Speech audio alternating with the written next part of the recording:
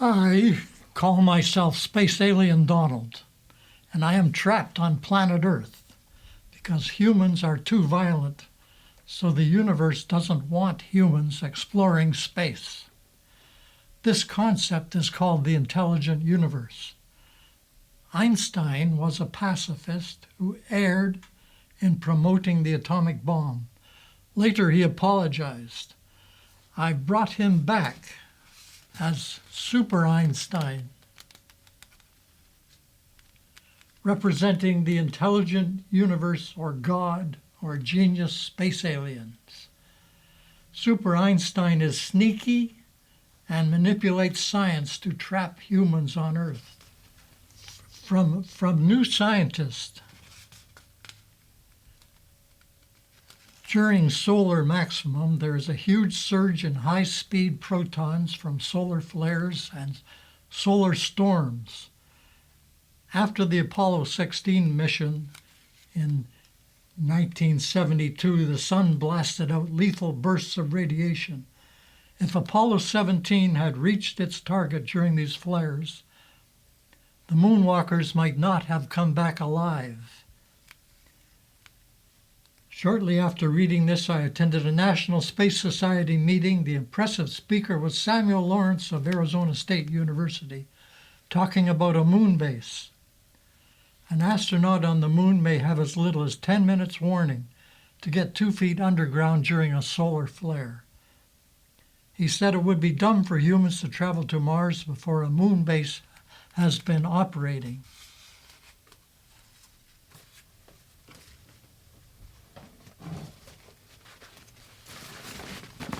Astronaut. Astronauts orbiting near Earth are protected by Earth's magnetic field and atmosphere. For this, we have a graphic.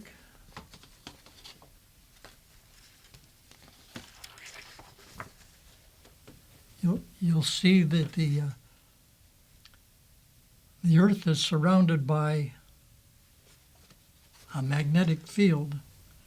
Space radiation produced by the sun and other galactic sources is more dangerous and hundreds of times more intense than radiation sources on Earth. A human mission to Mars could be like getting a whole body CT scan every 5 or 6 days. Astrobiology magazine says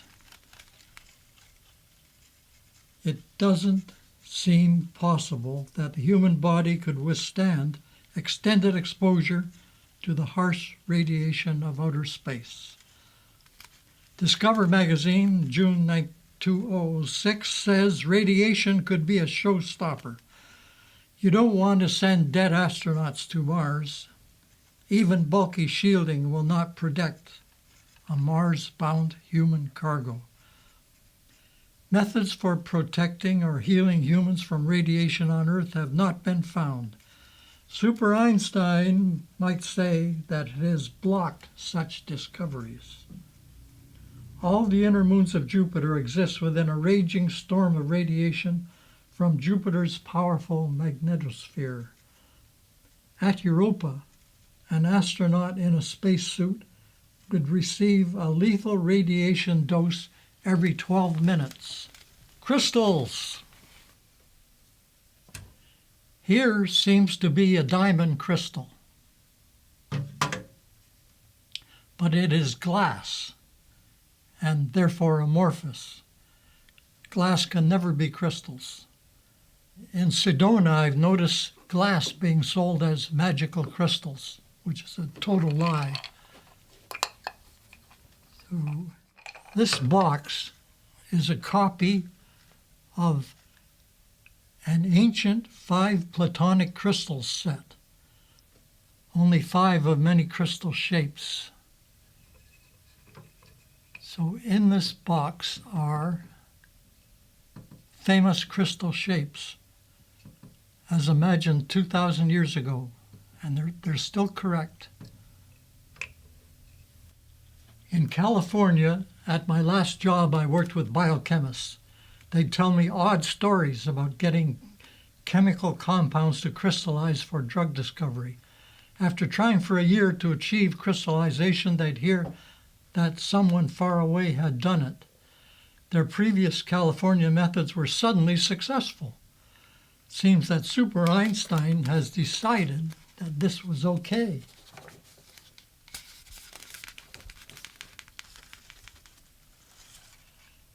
Here is a translation from Japanese.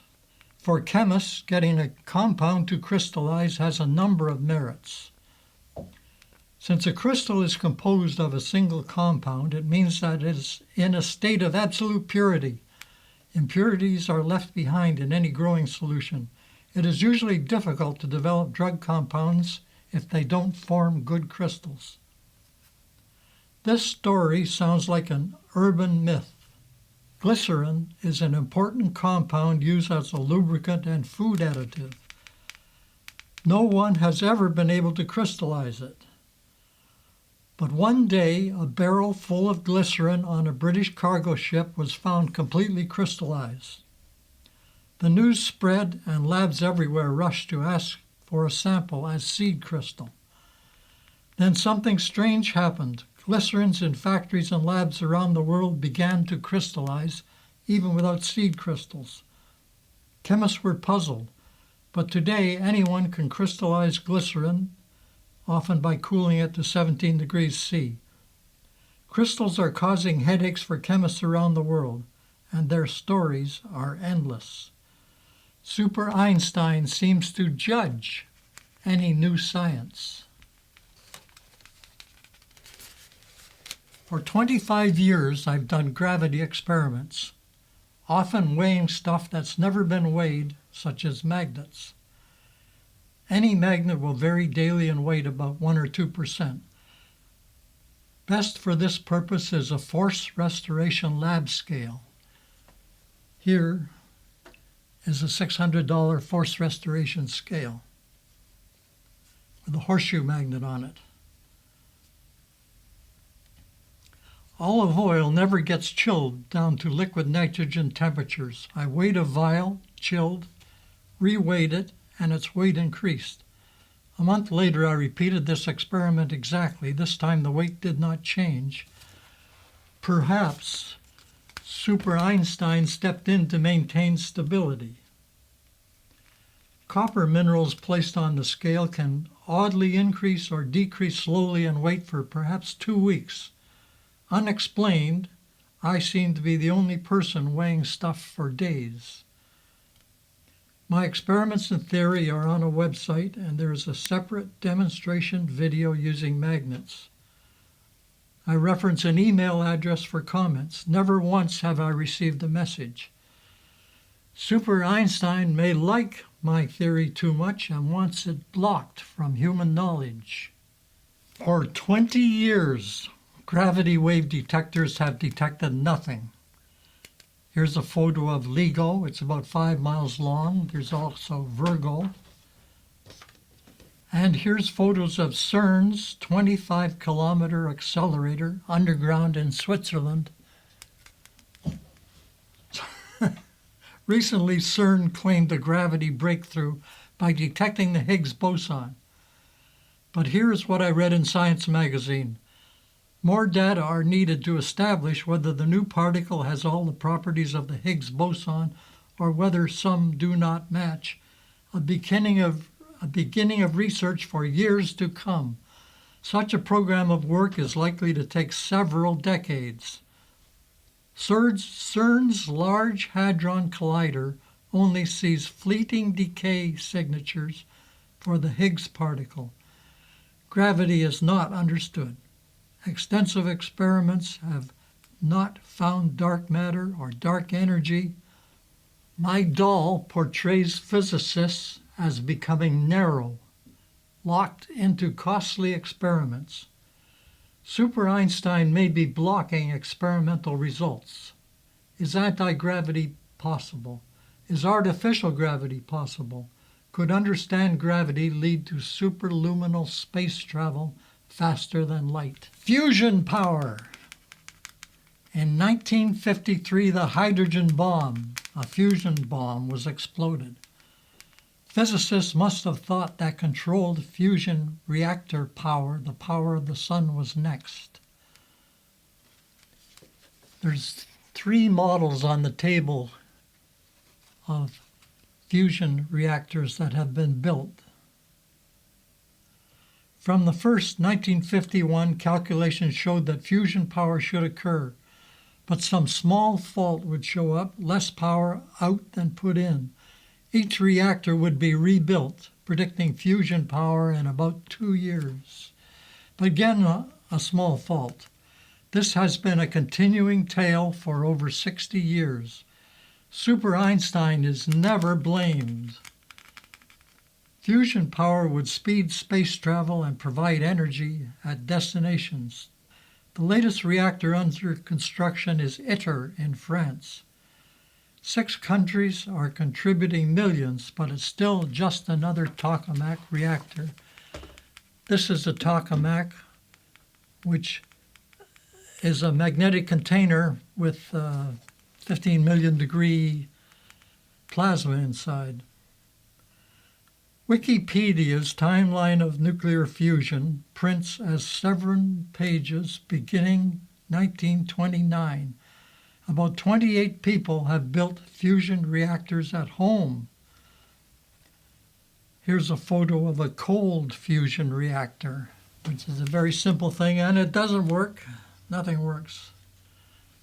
On the table here, this one is purely imaginary. It's a ray gun reactor from Antarctica, only in the artist's imagination. Okay, that's reactors. Trip to Mars. Discover magazine, June 2006 article, Are We Trapped on Earth? By M.C. Lord. Just as we are poised to begin exploring the frontiers of deep space, a sad truth is beginning to emerge. Far from being a naturally spacefaring species, we are frail creatures who may not be able to function for long periods outside the gravity, atmosphere, and magnetic field of Mother Earth. Radiation could be a showstopper. You don't want to send dead astronauts to Mars. Even bulky shielding will not protect a Mars-bound human cargo. And now radiation comes into it.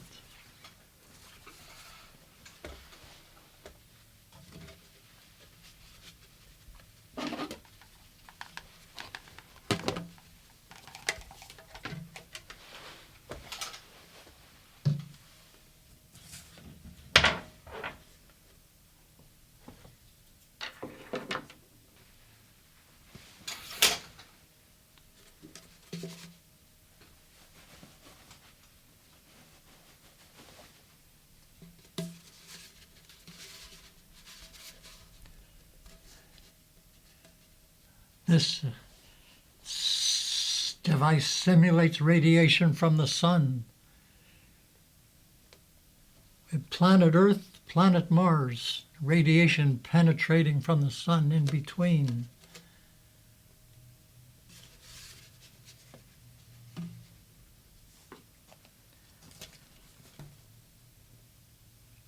It would be like getting a whole body X-ray every 5 days. Aluminum hull, a foot thick, wouldn't change the dose very much. The distance from Earth to Mars varies from 35 to 63 million miles, about a 7 months one-way trip. The next opposition is 2018, then 2035. So here's our spaceship.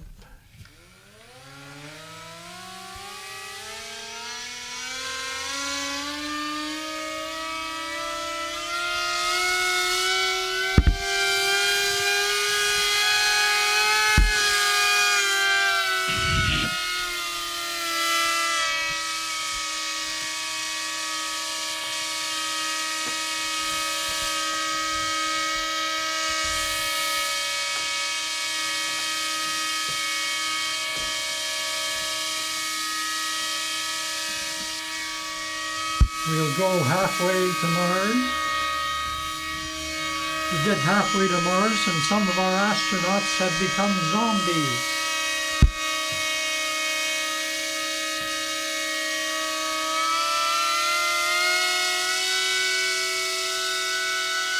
We get all the way to Mars.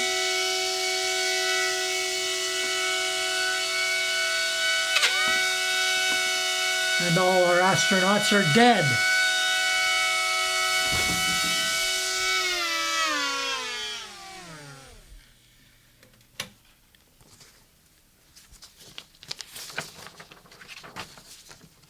That's the whole thing.